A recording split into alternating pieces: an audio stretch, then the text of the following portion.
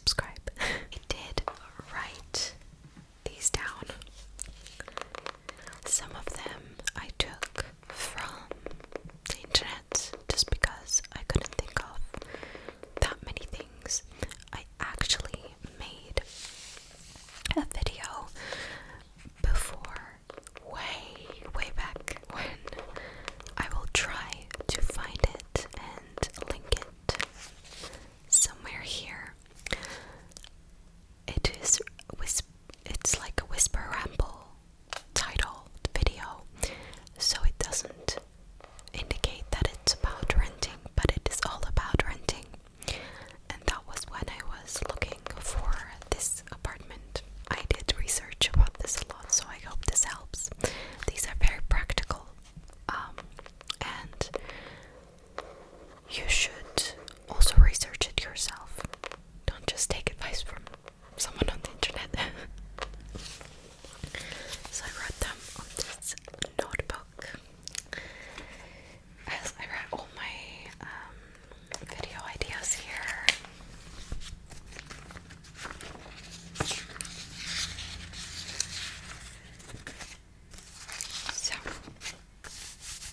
So the first thing that I'm going to tell you is that you shouldn't be ashamed of living with your parents if you're living with them currently and you can't afford to move out, okay? And the next thing is, if you want to move out, you need to start being realistic with yourself. You need to start saving up and working towards that goal. Nothing is going to happen easily. Nothing's going to fall in your lap. This goes for everything: a relationship, a job, what have you. You need to work to make it happen. So the first thing is, do not rent somewhere that you cannot afford, or buy even that you cannot afford, because a lot of people do this mistake. This can even be spending a lot of your money on rent. It's supposed to be like 50% of your income. The rent shouldn't go past above that threshold, 50% of your income. It shouldn't eat up that much money from you. Now, with the rising costs of living, especially here in the UK, that might not be a choice even, because it is ridiculously expensive to rent here. For example, I live in the UK, so my perspective is renting here, but this is general information. You need to be realistic. You may not be able to live in that dream flat or house that you envision yourself being in right away. But even if you take the first step of saving up and, making a little mood board, what have you, like working towards your goal, you have started going in the right direction.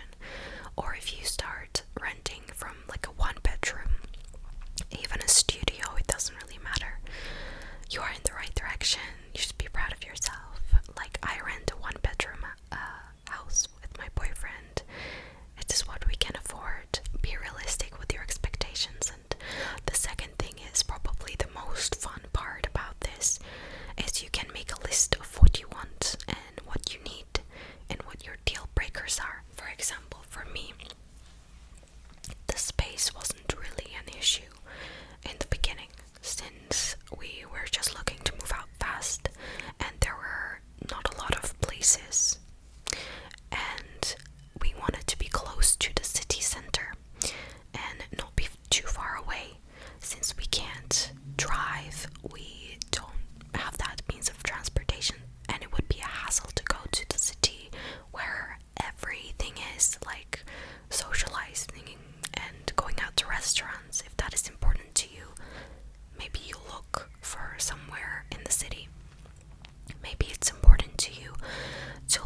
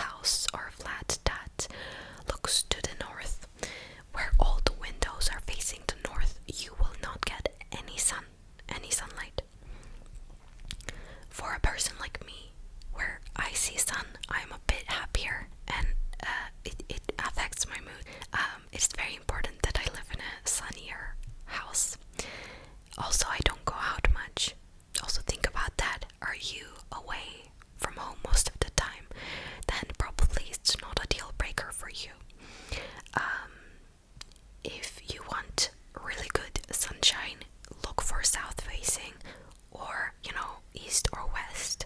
Just make sure you get your phone when you go to a viewing. Get out the compass app on your phone and just like go like this and like see. It's really easy. If you work from home all day as well, this can be beneficial that you have like good sunlight, so that you don't have to open the lights all day. For example, my boyfriend works from home sometimes, and he opens the lights if it's like really cloudy outside, because you do like your meetings on Zoom or Teams or whatever. So think about that. Do you work from home? Do you work outside of home? If you work at nights, it probably might be nice to have sunlight as well. So yeah, think about that. And another big thing is save up money before you rent, which is why it's great to have people who are, willing to live with you, like, I don't know, your parents, another family member, your grandma, what have you, or like a friend you're living with.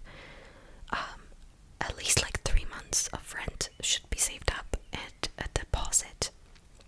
This deposit is the most important in my opinion, because not everybody has the resources to save that much money. So the deposit is key. Like, you need that 1 month's rent, and deposit is what they will ask from you generally. I think if you're in the US or other countries, sometimes they will ask you 1 month's rent, deposit, and the last month, I don't know. So keep that in mind. Have that money in your bank account. The deposit is really important because you are not going to get that back until you move into your next. So you always need, like, for example, it's $1,000. You need that to be able to float around, because when you move out of the place that you're currently in and you're looking for a new home, you will need 1,000 for the new deposit until you get your old one back, because it probably takes around like 2 weeks, a month, or something like that to get that deposit back, and also take care of your place to get it back. Fifth tip, we're on the fifth one. If you're looking to move into this like house, especially for a long term, you can ask the agent or the landlord, whoever's showing you around the house, do you or the landlord have any plans to sell in the future? This is important with if you want to stay there for a long time, which is the next tip. You can negotiate for a longer fixed period tenancy. I think in New York, there are some flats, for example, that have the fixed rate, who haven't changed their rent since forever, and it's like a gem to find one of those because it's like capped. They're not affected by inflation. In the same vein, you can ask for a longer fixed period, so you pay $1,200 a month, for example, and it's going to be for 3 years. You know that you want to live there for 3 years. You can do a 3-year tenancy and be like, I want to pay this, and I'm like committing to this. So they're going to be more willing to negotiate with you. And that is why you might want to ask, do you have any plans to sell in the future? Because you don't want to be, uprooting everything and moving out. It's very stressful. You want to know for sure. So yeah, you can do that, because sometimes the owner has plans like, I'll rent for 1 more year and then I'll sell it. Maybe they're getting older, maybe they're moving countries. You can also ask, like, if it's managed by an estate agency, does the landlord live in your country, in the like city, or are they overseas? This is important because, like, who is managing your home? When there's a problem, you either go to the estate agency or the landlord. If it's the landlord who is the point of contact with you and they live far away,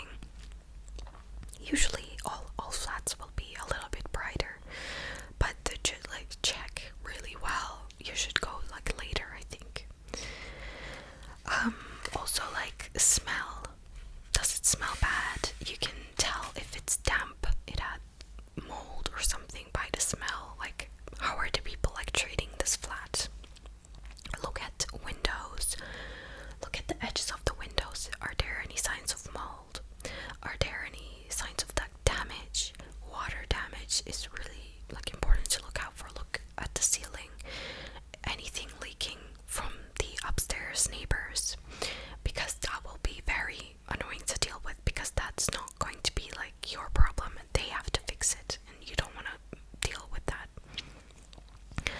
Look at the insulation, like how is it done. If it's like winter, it would be perfect to see like, are there any cold drafts coming through the windows. Ask if the property ever experienced any flooding or water damage. You can ask, have you ever experienced like a pipe bursting? Like, ask questions like this. If there is like paint peeling from the walls, it might be a sign of damp again. Some landlords are cheeky and they try to get rid of stains and mold by just painting over them. That is a thing. They will not treat it properly and they will just paint over it. And then you'll have to deal with that. Also, the appliances, you're gonna have to live here. It's not easy to change these things up. See how the appliances look. Are they like from the 19th century, or do they need to be replaced? And if you want something to be replaced, write it in an email. Ask the agent, be like, oh, what do you think? Like, is the landlord willing to, do some updates to this house? But we'll get there. Alright, number 8, we're talking about location. Are you willing to make a sacrifice in prime location for value for money? And this will be quick because I already touched on this. This is also the same as, are you willing to live with a roommate to save money, or do you really want to live alone? You must be willing to make sacrifices at some point of this journey. If you really want to live in a city, just be prepared you're going to pay more, so save adequately for that. If you have transportation, like you have a car, if it's okay that you know that you're prepared to use the bus or use your car and do this and that, then live outside of the city. It's like all up to you. Number 9, you may need a guarantor if you don't earn enough. So I think this is, you need to make 3 times your rent in your salary, and this might be hard, especially if you're young and you are not established and they don't pay you that well, even though the living costs are really high. So you might want to look into getting a roommate. Again, online there are so many resources, or just ask around to people you know first. It's better to do that rather than just like jump to living with a stranger. You need to make sure that you're earning enough, or get a guarantor. You can do this by asking your parents, any kind of guardian, any adult that earns enough money basically. It's also good if they earn, like, if they're also owning a home. That is also good. I think there are separate things that they need to provide. Like, you just need to write their name, address, and phone number, an email, and then the estate agent will call them and email them and ask them to like fill in this form. And basically a guarantor is if you don't know if you're not able to pay your rent. This is kind of like insurance for the landlord. They can go and chase up the guarantor and be like, give us the money like this person owns, which is very important, that you pay on time. It will affect your credit score if you don't. Be diligent about it. Set up a direct debit or something, or just remember to pay on time. It's usually direct debit nowadays, every month on the same day.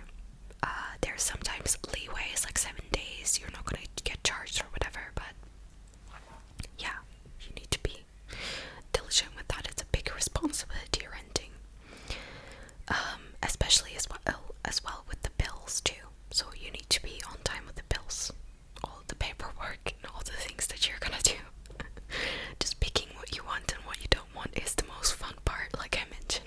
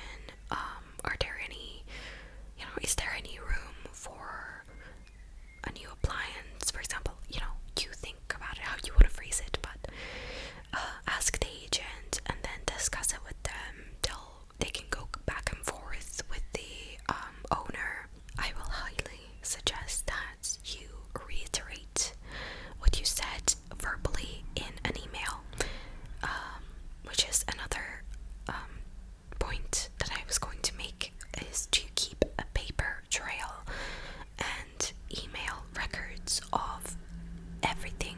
You need to keep email records of everything. Everything you discussed, all the promises that have been made to you. Email it. Okay? Can I have this in an email? I know oh, that sounds really good. Can you send that over to me in an email? And if you want something, also write it in an email, because like if they promise you to fix something, to do something, you need that proof of that promise.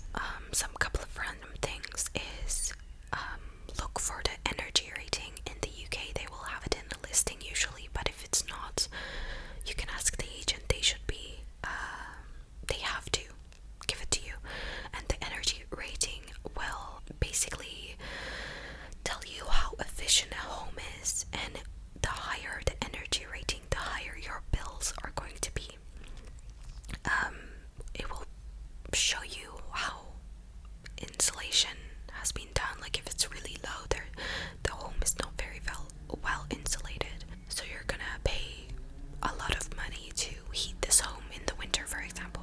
You can ask how the Wi-Fi signal is, like how's the internet here, especially if there are like tenants in the house. You can ask like, oh, do you have any rough idea of how much you spent for the bills? Like I'm wondering how much the energy bills would be. Another thing is the property being managed by the landlord or the estate agency, to know who the point of contact is if there's an issue. You can also check the agency reviews.